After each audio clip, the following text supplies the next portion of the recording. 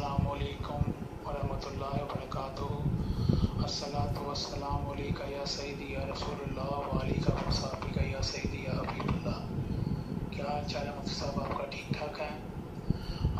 सबसे पहले तो मुफ्ती साहब आपका बहुत बहुत शुक्रिया जो आप हमारी रहनुमाई कर रहे हैं, अपना कीमती वक्त निकाल कर। अल्लाह ताला आपको इसका अजर देगा इंशाअल्लाह।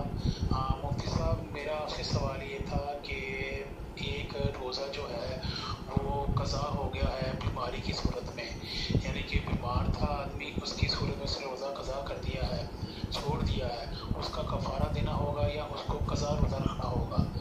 अस्सलाम वालेकुम वरहमतुल्लाहि वबरकातुहू। वालेकुम सलाम रहमतुल्लाहि व बरकातुहू। जी, शुक्रिया किस बात का।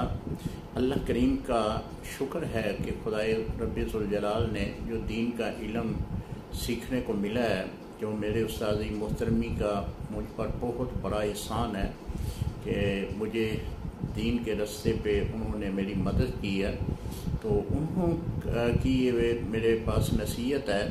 वो अक्सर फरमाया करते थे कि बेटा, दीन का इल्म इसलिए आपने नहीं सीखना कि इसकी उजरत ली जाए, बल्कि कोशिश ये करनी है कि दीन का इल्म जो है वो फ़ी सबीलिल्लाह लोगों तक पहुँचे।